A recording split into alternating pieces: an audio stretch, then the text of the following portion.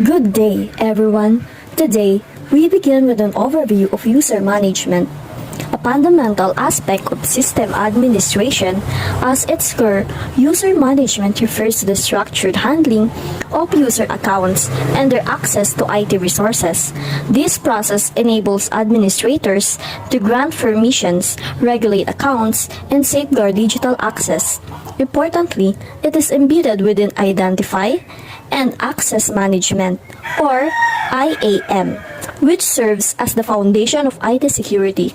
By streamlining access control, user management not only enhances operational efficiency but also ensures compliance with established security standards. As we process, we will examine its theoretical underpinnings and practical applications in academic and professional.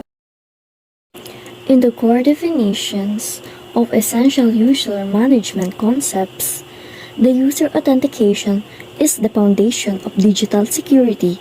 Its purpose is to verify that the person attempting to access a system is truly who they claim to be.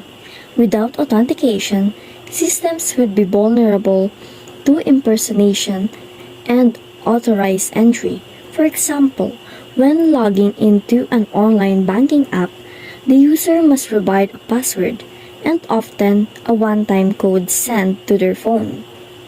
This ensures that even if someone knows the password, they cannot access the account without the second factor.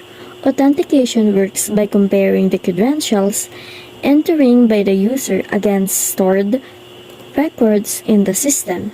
If they match, access is granted. If not, the attempt is rejected. This process builds trust between users and systems, ensuring that sensitive data is protected.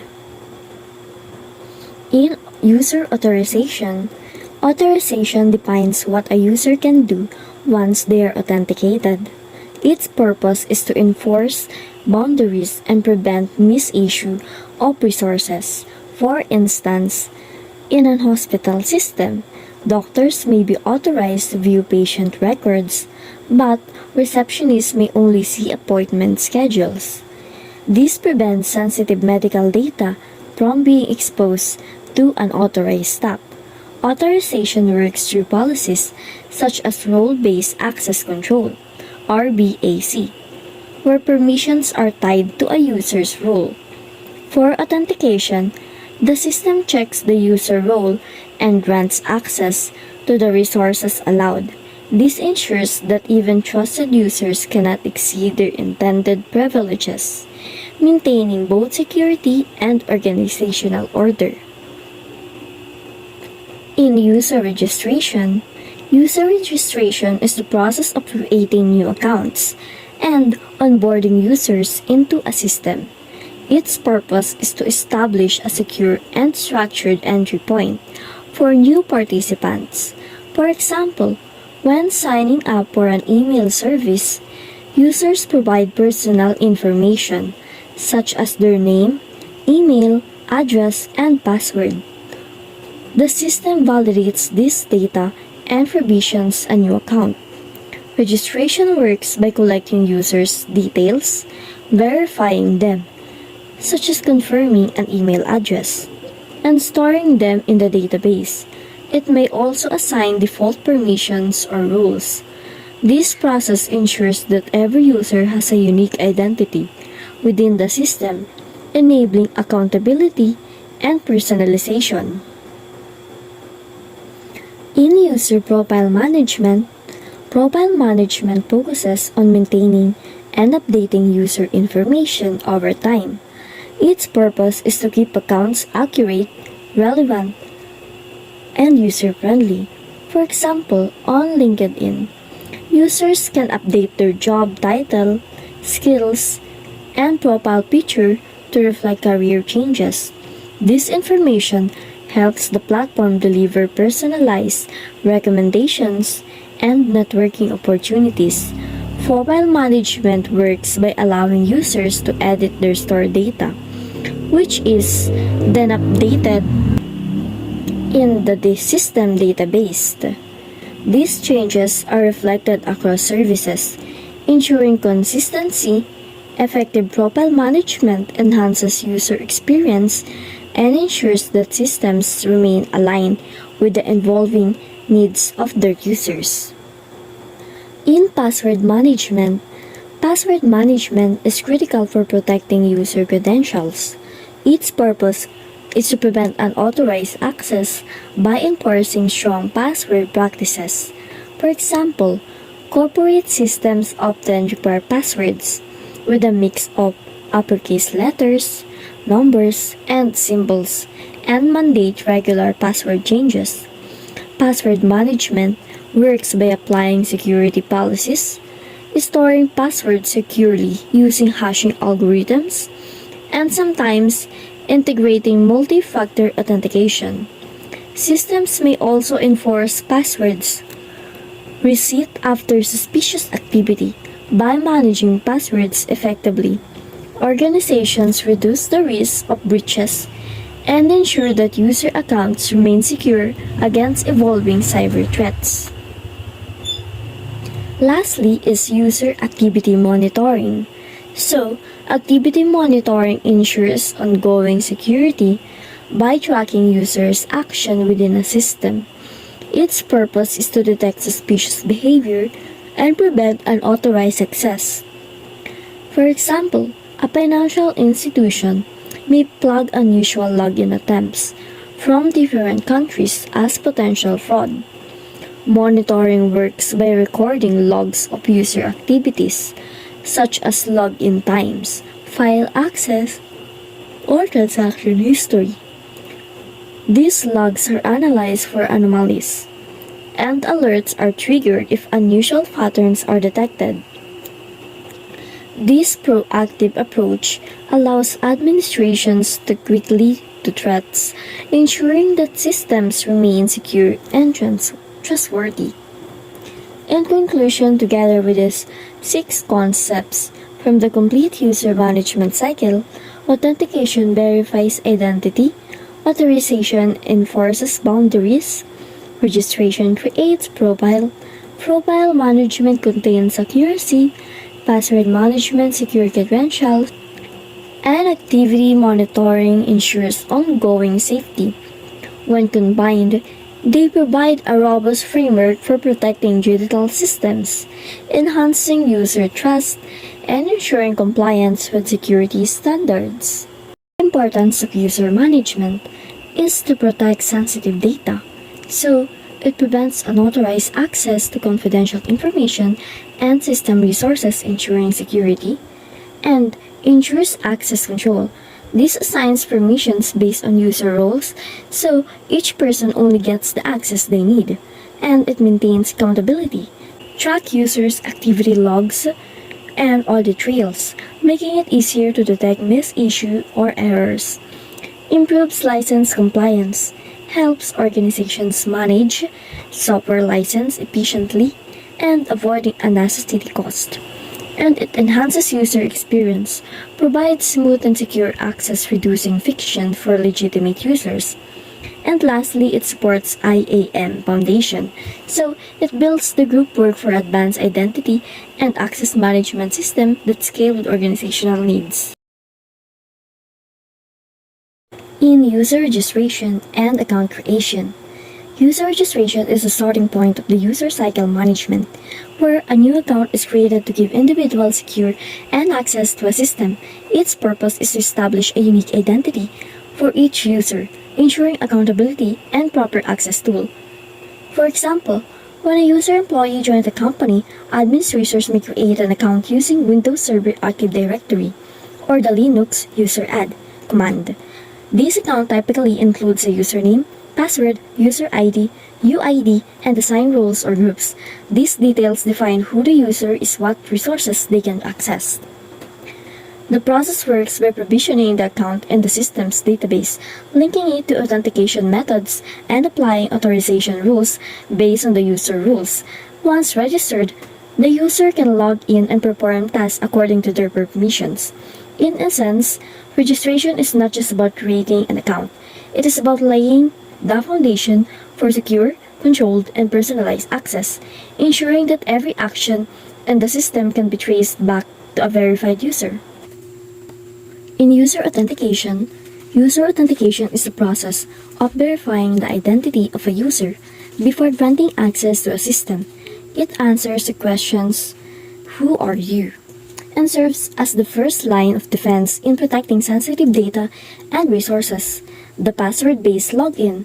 It is the traditional method where users enter a user and password. While simple, it relies heavily on strong password policies to remain secure.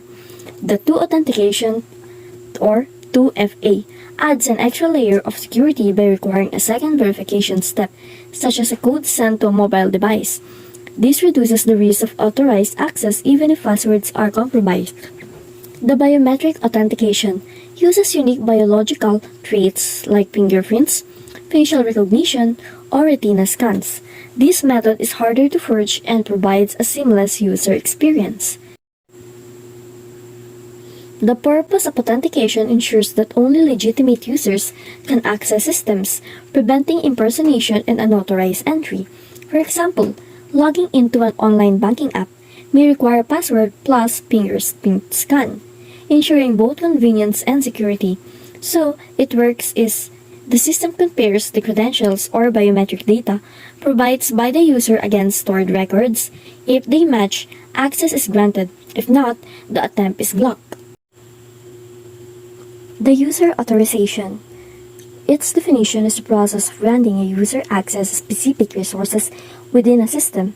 Its purpose is to control what actions a user can perform after successful authentication. This ensures that users only interact with the data and tools appropriate to their role. The determinants of their user actions. While authentication answers "Who are you?", authorization answers "What can you do?". It defines boundaries of access, preventing misuse and protecting sensitive information. The admin role.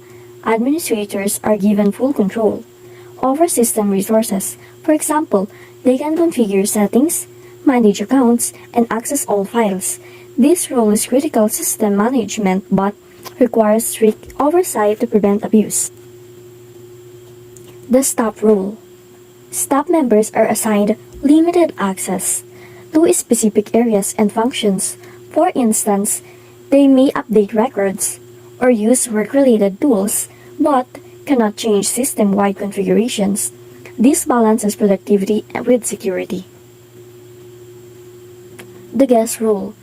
Guests typically have read-only access to public resources. They can view information but cannot make changes. This ensures that sensitive data remains protected while allowing basic access. The implementation, or RBAC, authorization often enforced through role-based access control.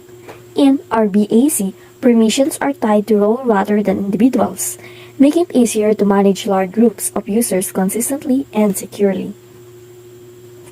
So, in all of this, user authorization is essential because it enforces boundaries, ensures accountability, and protects system resources. By tailoring access according to the rules, admins, staff, guests, it balances freedom and control, allowing users to work effectively while guests safeguarding sensitive information. In user profile management. So, it is a process of handling a user's personal and account information.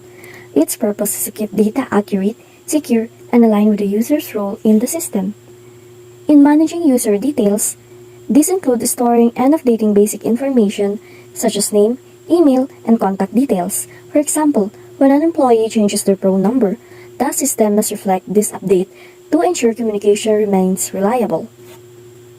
In role assignments and group memberships, profile tracks which roles or groups a user belongs to.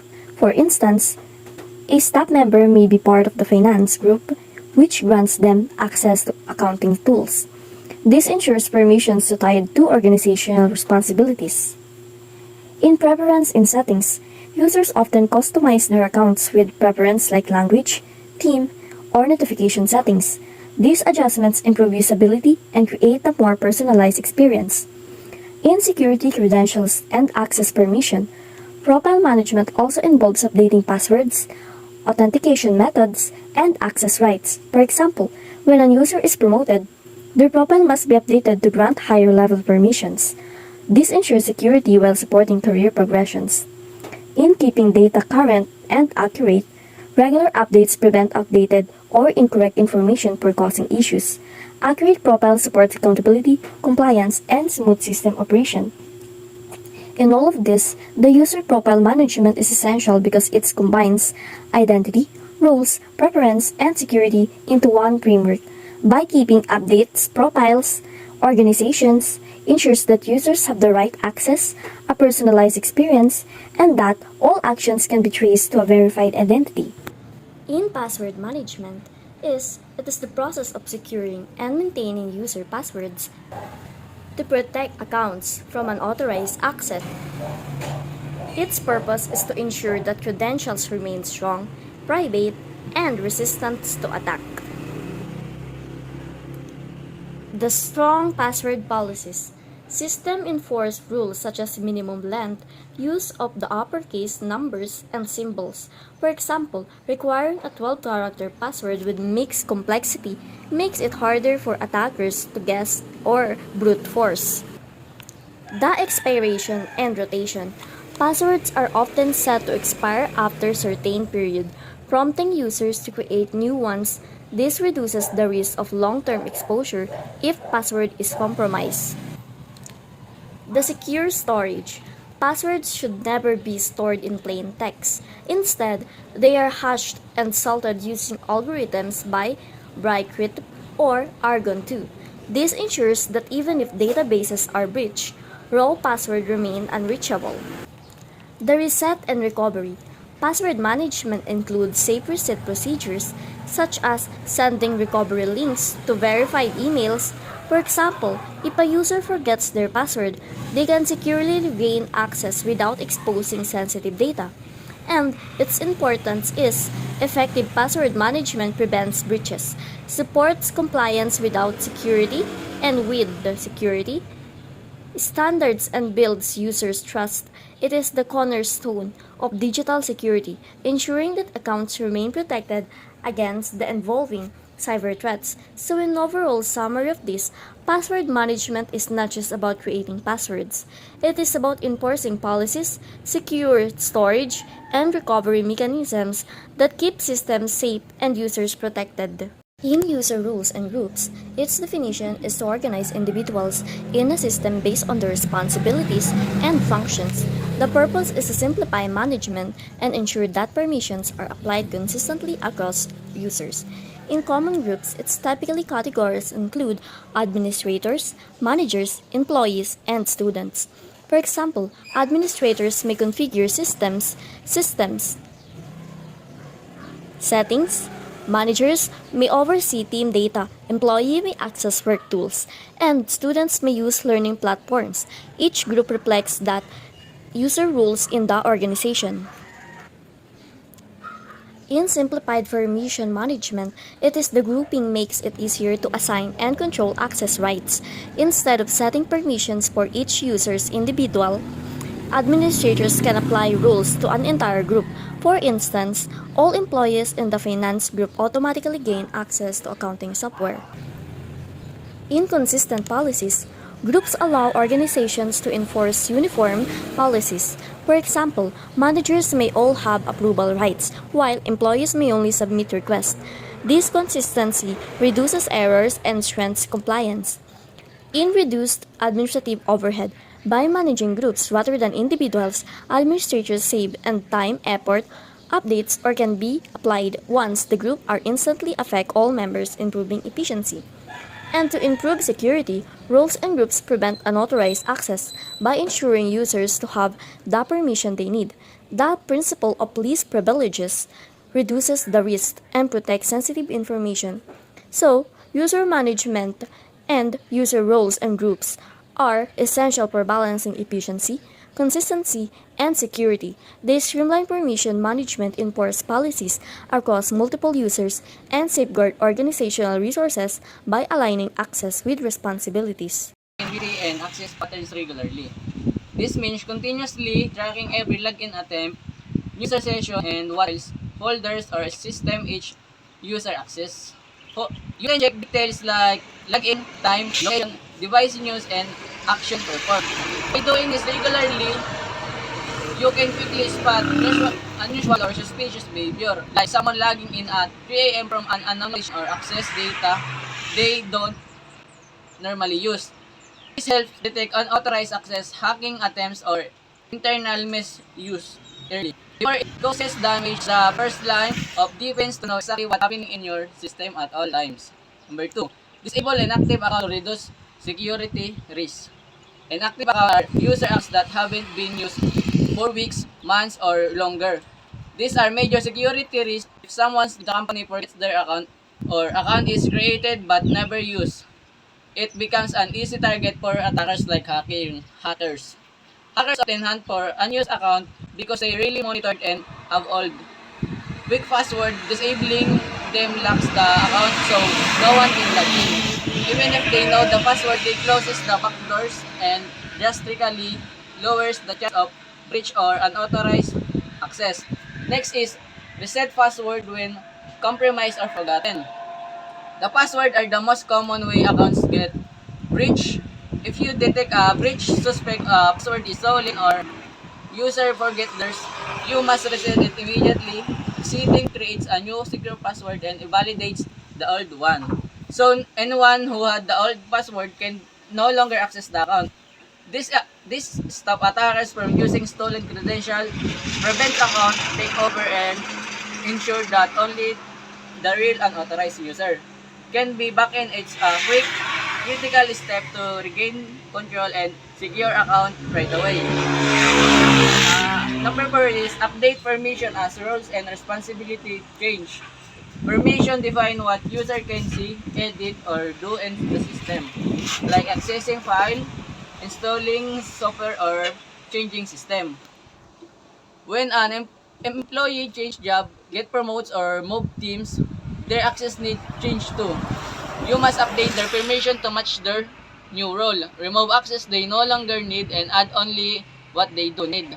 Follow the rule or less privileged user only get exactly the access required for their work. This prevents over-permissioning where someone has too much access and could accidentally or unintentionally misuse or leak sensitive data. And next is delete accounts for resign or terminated user immediately. When someone leaves the organization, whether they resign, were fired, or their contract ended, their account must be deleted right away.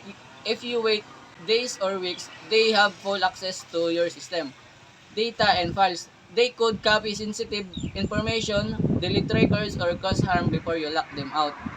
Immediate delete removes their access completely and permanently. Ensure no former employee, contractor, or outsider can use that account to enter your system or steal information and keep your access list accurate and safe. And lastly, regular maintenance prevents security vulnerabilities. All the steps above, monitoring, disabling, resetting, updating, deleting, are part of regular maintenance. Escaping or delay this creates security gaps. Unused account, old password, wrong permission, or unmonitored activity. These gaps are called vulnerable and attackers actively look for them to break in. Doing maintenance on unscheduled fixes these gaps before attackers find them. It keeps your system clean, secure, and reduces the risk of breaches.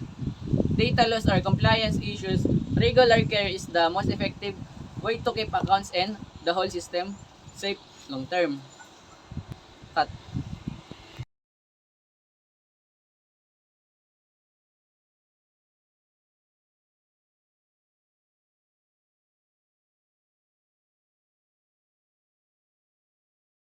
Core Linux command to fully manage user account. Create user with home directories and default shell. Set their password, grants special admin access by adding them to groups. Delete user along with all their files. Check user details ID and groups. And list every existing user on the system. Life cycle management. onboarding is a setting up access when a user joins. Create their account, assign an initial password, add them to the right groups for permission, and configure their system environment so they can work immediately and correctly. Next is offboarding is the most critical security step when someone leaves. Immediately lock their account, revoke all access like SSH key, remove them from all groups, and safely archive their data. This block all access instantly and prevent misuse or leaks. And third is dormant accounts. Our unused account, you regularly check and disable any accounts that hasn't logged in for a set period. This removes forgotten unused access points that are major security risks. Lastly is documentation, means writing down every change, account creation, permission updates, deletions, and or access change. Keeping clear records ensure compliance, make audits easy, and let you track exactly who had access and when.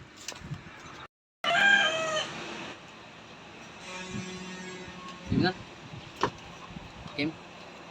Principle of least privilege means giving user only the exact access they need to do their job, nothing extra. This limits damage of an account is misused or breached because even if access, the user can touch or change anything beyond their work. No shared account means every person get their own unique username and account. This ensure accountability. You always know exactly who did what, when, and no one can hide behind a shared login. Strong password policies. Password must be below complex, mix letters, numbers, symbols, and change regularly. This makes account far harder to hack or guess. Blocking most brute force or simple attacks. Regular audits mean checking all permission and access every so often. You remove rights people no longer need, fix mistake, and ensure only authorized user still have access, closing gaps over time. Centralized management uses tool like LDAP, Active Directory, or Kerberos to control all user account from one place. This make managing hundreds or thousands of account fast, consistent, and secure instead of handling each one separately. So, good day. So, ang i-report ngayon is yung tools and system. Then, ang first is common tools and cloud shape. So, nandito is yung Windows Active Directory, centralized user and community management for enterprises. So, itong Windows Active Directory is yung tools na ginagamit ng ilang company upang mag-manage ng account, ng user accounts. So, for example, sa isang company is gumamit ng Active Directory. So, imbis na isa-isahin yung PC na magawa ng user accounts, nagamit sila ng Windows Active Directory upang i-manage yung user accounts sa isang PC lang para less oras, less hassle na magawa ng user accounts. So, next is yung Linux command. So, ito yung mga command sa Linux na ginagamit na mag-create o mag-create ng account. For example, yung user add is yung commands na pag-create ng accounts. Then yung user mode is yung pag-modify ng existing user accounts. Then yung password is for nagsiset o nag-change ng user passwords. Then yung groups is yung nag-display ng group memberships of a user. Then yung chow naman is nag-change ng nag-change files ng ownership. Then yung ch mode is nag-change ng file permission. Then the third is yung cloud-based identity. So ang mga example nito is yung Azure AD, Google Workspace, Okta. So for example, sa isang company, gumamit sila ng tools na Google Workspace. So dito, para lang tong Windows Active Directory. So ang kaibahan lang, yung cloud-based identity is online siya. So, pwede niya ma-access kahit saan, basta meron siyang internet. So, for example, gumamit ka ng Google Workspace. E di i-create siya ng user. Then, ma-access ni employee yung account na ginawa ni IT admin. So, dagdag ko nga lang pala dito sa Windows Active Directory. Si IT admin ang nagbibigay ng permission kung ano lang ang pwede niyang i-access. Like, pwede niya lang i-access yung ganito, then yung aling printer ang gagamitin, yung mga ganong bagay. So, parang si employee ay hindi siya makakapaggawa ng sarili niya hanggat wala siyang permission na gawin yung bagay na yon. So, ang kaibahan dito sa cloud-based identity system, kapag gumamit sila ng Google Workspace, si employee yung may access o pwedeng i-access. For example, yung Gmail, pwede niyang gamitin yung Google Drive and other apps within one login. Siya yung magmamanage ng Google account niya.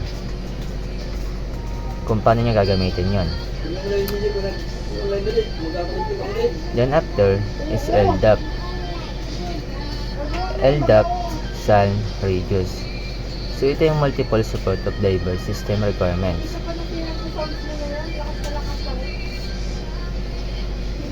So ang meaning ng LDAP is Lightweight Directory Access Protocol.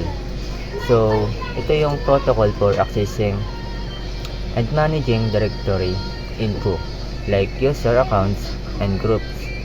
So, parang isipin mo na like a phone book for a networks. Then, kasunod is SAN, Security Assertion Markup Language. So, standard for exchanging out info between system. So, ito yung, for example, ito is yung Single Sign-On or SSO. So, inaala ko nito na mag-login ng isang beses lang, then makaka-access ka na sa multiple services. Wala na siyang mag-loading. Kapag nag-login ka, automatic na makakapasok ka agad. So, next is yung Radius. So, ang meaning ng Radius is Remote Authentication, Dial and User Service. So, dito is a protocol for authenticating and authorizing user accessing networks. So, example nito is yung Wi-Fi and VPN. Then, next is yung automation tools or yung IAM software for provisioning, deprovisioning user account. So, dito yung modern IAM tools can also automatically create or remove accounts. So, ito na nga yung provisioning and deprovisioning. So, yung provisioning is yung pag-create and yung deprovisioning is yung pag-remove ng account. So, making user management faster and more secure. So, next is yung key objectives. So, key objectives is we have security, accountability, efficiency, and compliance. So, sa security is preventing unauthorized access to critical systems. So, ang main goal nito is to prevent unauthorized user from accessing important system or data. So, only approved users lang yung pwedeng access dito. Then, yung kasunod is yung accountability. Tracking who did what and when for audit trails. So, ito yung IAM systems keeps logs of user activities. So, ito yung nagpapakita kung sino nag-access ng system, anong ginawa nila, and kailan na rin ginawa. Ito yung nakakatulong ito upang imbis magkaroon ng history o kung sino ang access ng system na yon. Then ang kasunod is yung efficiency, streamlining access for improved productivity. So ito yung IMA tools to make it easier and faster for employees to access the system they need without repeating logins. Improving productivity. So ito yung halimbawa login ka, then nakapasok ka agad. So parang hindi ka na napapahirapan na mag ulit ng login, kasi sa pamamagitan nitong efficiency is isang beses ka na lang mag-login. Wala nang loading, diretso ka na agad dun sa system na yun. Then ang kasunod is compliance. Meeting regulatory requirements. So ito yung organization must follow regulation such as for General Data Protection Regulation, Health Insurance Portability, and Accountability Act o tinatawag na HEPA. Then Sarbanes-Oxley Act o SOX, and Payment Card Industry Data Security Standard o PCI DSS to protect sensitive information. So for example, sa isang company meron kayong sinusunod na rules, which is yung rules na yun is pag hindi mo sinunod, may punishment. So next is type of user. So we have 3 different type of user. So ang first is yung root user o super user. So dito yung has unlimited access, can modify system files, install software, and manage other user accounts ay other users o tinatawag na God mode. So dito, pag nakapag-login ka ng as a root user, ito yung most powerful account in a Linux system. It has unlimited access to all files, system, and commands. Pwede ka mag-download ng software, i-modify system configuration, and manage other user accounts. So because of its full control, it is often called God mode. So sabi ko nga kanina, parang siyang God mode, pwede niya i-access lahat. Then ang kasunod is yung system users. Accounts used by services like Apache, MySQL, Docker to run processes. They typically do not have login shell. So system users is special accounts created for services and background processes. They usually do not log in into the systems and instead run services automatically. So for example, when a database server's MySQL runs on a Linux servers, it often uses a MySQL system user. This user runs the database service but cannot log in like a normal person. Para siyang nasa background lang na nagagamit mo na nag-automatic na mag-login na lang. So, the next is yung regular users. So, para lang tayo ito, standard accounts for humans have access to their own home, directories, and shared resources based on permissions. So, regular users para nga lang tayo lang. So, normal accounts for people who use the system, they have access to their own home directory and can use shared files depending on permission. For example, as a student logins into a Linux computer using their account, they can create files inside their home folder, run programs, and edit documents, but cannot modify system files or install software without administrator permission. So next is yung authorization and permission. So una is yung file permission, read, write, execute for owner, group, others. So dito is yung file permission in Linux determine what action user can perform on a file or directory. The permission include read or to view the contents, write to modify or edit the file, and execute to run the file as a program or a script. These permissions are assigned separately to the owner, group, and others to help protect files and maintain system security. So next yung CH mode or yung cage mode. Example, change mode 755 script. So the change mode command, which stands for sa CH mode command, which stands for change mode, is used to modify the permission of files and directories in Linux. By using this command, user or administrator can control who is allowed to read, write, or execute a file. For example nga katulad yung chmod 755 script.ch gives the owner full permissions while allowing others to read and execute the file only. So, ang kasunod naman is yung chown or yung change owner. For example nito is yung chown user group file.txt. So, itong command na ito is to transfer ownership of a file or directory to another user or group. This is important in multi-user system because it ensures that the correct user has authority over a file and can manage its permission properly. So, ang kasunod naman is yung sudo ers. Sudo ers use configurations controls which user are permitted to execute command with administrator or root privilege.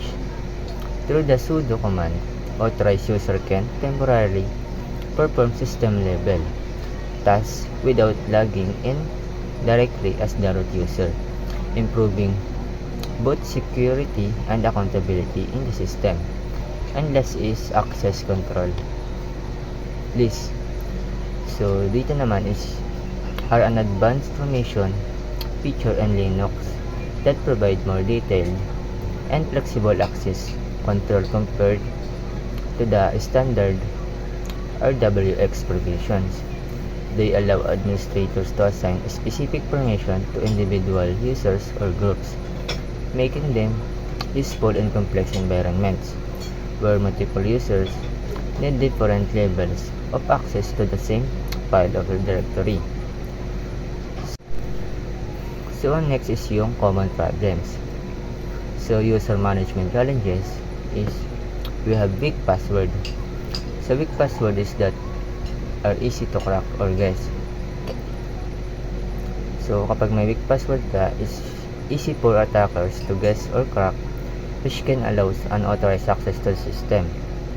So, for example, an employee uses the password 123456 or password, yung literal na password, yung password for their company account.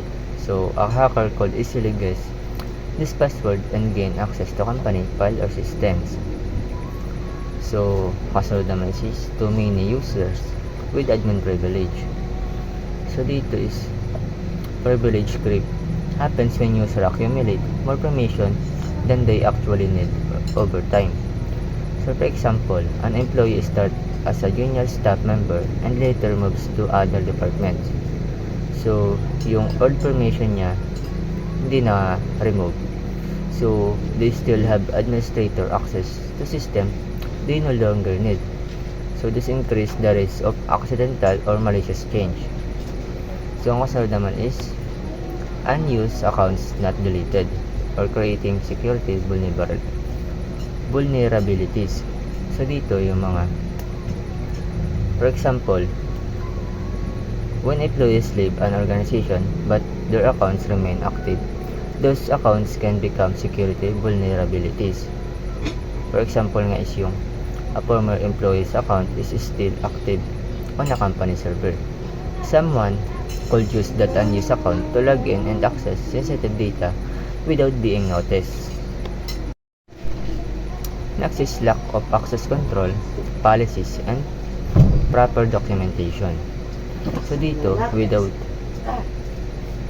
clear policies, administrator may assign permission inconsistently, which can create confusion and security risk.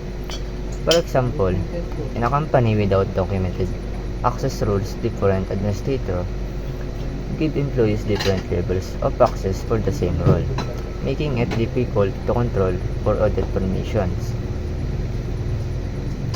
So next is for onboarding and offboarding processes, leading to gaps. So if companies do not properly manage account creation and removal when employees join or leave, security gaps can occur. For example, when a new employee joins, their account may not be set up correctly, preventing them from accessing needed system when someone resigns. Their access may not be removed immediately, leaving system exposed. And Yun lang sa aking report. So, once again, my name is Cedric Kim Siashan, and thank you for listening. So, in summary and evolution, the user management as foundation. User management is a fundamental systems administration because it ensures secure and organized access. Its purpose is to protect resources while allowing users to work effectively. The three generations of evolutions are the process has evolved through three stages. The manual processes, which administrators handle accounts individually. Second, automation and self-service. These organized gain to reset passwords or manage profiles themselves. Last, cloud-first IDaaS. Identify as a service. This is a modern system that delivers scalable cloud-based identity solutions. So, the modern requirements are today's systems demands cloud delivery, multi-protocol support, and high security standards. For example, organizations use single sign-on (SSO) across apps while enforcing strong encryption. Authentication and authorization. Authentication verifies who you are, while authorization controls what you can do. Together, they form the backbone of secure access management. The roles, accounts, and permissions. This is the proper management of accounts, roles, and permissions. Maintain systems integrity. For instance, grouping employees by department ensures consistent access policies and lifetime or life cycle and monitoring. Regular monitoring, password management, and lifecycle processes reduces risk. This includes tracking user activity, enforcing password rotation, and deactivating unused accounts. So, in conclusion for all of this, user management is not just a technical requirement, it is the heart of digital security and efficiency. For authentication and authorization to profile management, password policies, and activity monitoring, each concept builds toward a secure and user-friendly environment. As systems evolve from manual processes to cloud-first resolutions, organization must embrace modern identity practices to stay protected and efficiency. Ultimately, effective user management ensures that the right people have the right access at the right time, safeguarding both data and trust in today's digital world.